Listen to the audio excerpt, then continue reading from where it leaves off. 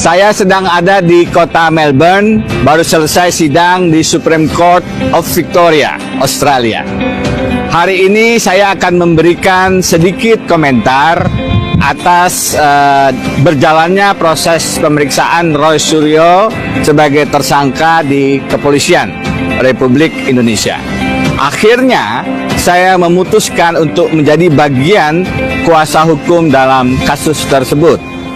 Bukan hanya saya meyakini ada indikasi kriminalisasi dalam penanganan kasus itu, tetapi yang jauh lebih penting adalah bagaimana kita kemudian melihat kasus ini secara lebih substantif. Ini bukan hanya persoalan pidana, sebagaimana pasal-pasal yang dituduhkan. Lebih mendasar dari itu, ini adalah persoalan konstitusionalitas bagaimana penegakan hukum harus merdeka dari berbagai kepentingan termasuk intervensi kekuasaan. Di negara sebagaimana Australia, alhamdulillah saya punya izin praktek bukan hanya di Indonesia, tapi di Australia, sehingga bisa membandingkan penegakan hukum di dua negara. Di negara yang lebih demokratis sebagaimana Australia, kemandirian, kemerdekaan, kekuasaan kehakiman adalah prinsip yang dijaga dengan sangat teguh. Di negara yang lebih tidak demokratis, sebagaimana negara Konoha misalnya, persoalan kemandirian dan kemerdekaan kekuasaan kehakiman ini adalah hal yang sekarang sangat banyak dilanggar. Dan saya berpendapat, persoalan tersangkanya Roy Suryo dan kawan-kawan bukan semata masalah ijazah palsu mantan Presiden Jokowi atau hanya pidana. Lebih mendasar dari itu adalah isu konstitusionalitas yang harus sama-sama kita hormati jika ingin menjadi bangsa yang besar. Saya memutuskan menjadi kuasa hukum karena ingin menegaskan tidak boleh ada penggunaan kekuasaan yang kemudian membungkam sikap kritis dari orang-orang, bahkan jika berhadapan dengan mantan presiden sekalipun. Karena itu, saya memutuskan untuk menambah perspektif hukum tata negara, bidang yang saya geluti, politik hukum, bagaimana kemudian relasi kekuasaan dengan hukum, tanpa kemudian mengenyampingkan isu-isu hukum pidananya. Tata negara dan politik penegakan hukum adalah perspektif yang harus diletakkan sebagai pondasi dasar pada saat kita melihat dan menganalisis masalah ini. Karena apa? Karena mantan Presiden Jokowi telah menunjukkan bagaimana beliau merusak tatanan demokrasi, terutama di masa-masa akhir jabatannya. Cawe-cawe dalam Pilpres 2024, kemudian adanya putusan 90 yang menjadikan Gibran memenuhi syarat sebagai calon wakil presiden adalah bentuk-bentuk pelanggaran konstitusi yang sekarang berlanjut dengan mentersangkakan warga negara yang bersikap kritis terkait dugaan ijazah palsunya. Karena itu, saya merasa wajib melakukan langkah advokasi hukum untuk menegaskan tidak boleh penggunaan kekuasaan atau siapapun yang merasa berkuasa menentukan arah penegakan hukum. Terlebih hukum pidana, hukum yang bisa membuat orang dipenjarakan, hukum yang bisa membatasi hak asasi manusia. Dalam konteks itu, penggunaan hukum pidana adalah alat intimidasi yang harus dilawan. Tidak boleh siapapun, termasuk mantan presiden sekalipun, melaporkan orang yang ingin membuka kebenaran dokumen publik, dalam hal ini ijazahnya, kepada khalayak. Justru seharusnya yang sudah lama kita tunggu-tunggu, mantan Presiden Jokowi harusnya dengan gentleman menunjukkan keaslian ijazahnya. Jadi saya minta maaf belum bisa mendampingi dalam pemeriksaan Roy Suryo dan kawan-kawan di kepolisian hari ini karena bersamaan dengan sidang di Melbourne, Australia. Tetapi insya Allah saya akan terus membersamai melakukan perlawanan terhadap penyalahgunaan kekuasaan yang mengintimidasi, yang mengintervensi penegakan hukum, apalagi hukum pidana di tanah air.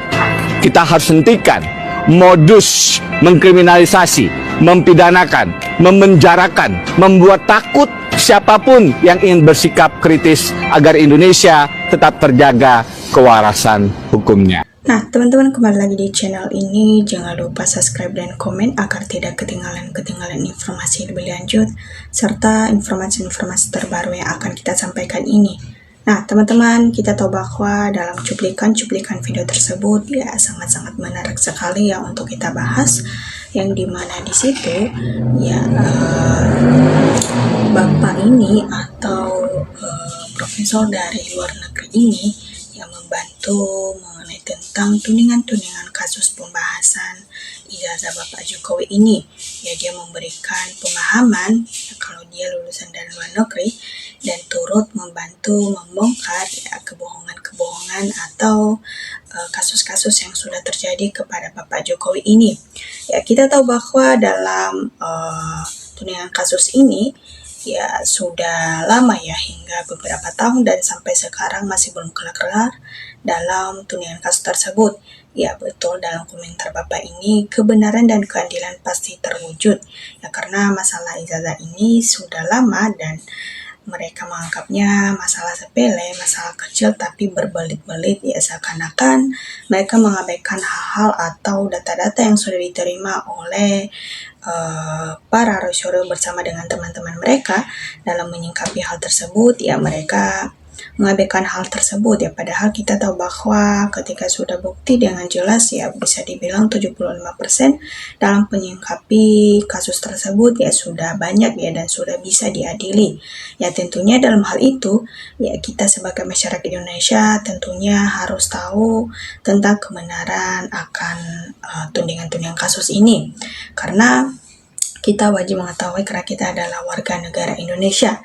Apalagi kita sudah dibohongi selama beberapa tahun dan hingga sampai sekarang, jangan sampai kita dibohongi berulang kalinya atau kedua kalinya. Tentunya ini menjadi pengalaman kita ke depannya. Ya, semua ini semoga bisa dikupas habis dan kita terus menyuarakan aspirasi-aspirasi kita ya sebagai masyarakat Indonesia untuk keadilan demi menegakkan hukum di negara kita ini. Tentunya untuk mempersatukan negara kita tidak semudah untuk memisahkan negara kita. Ya, aparat hukum atau aparat kepolisian untuk mereka segera menegakkan hukum ini ya secara adil dan jujur. Ya, biarlah mereka melakukannya dengan benar dan sesuai dengan hukum yang berlaku di negara kita. Sehingga Bapak ini memberikan pemahaman-pemahaman itu supaya kita bisa mengerti dan tahu mengenai tentang kasus-kasus tudingan ijazah Bapak Jokowi ini, apakah memang benar atau salah. Ya tentunya ketika benar ya atau asli ya tentunya akan diperlihatkan di depan publik atau dipublikasikan ya supaya kita bisa menilai.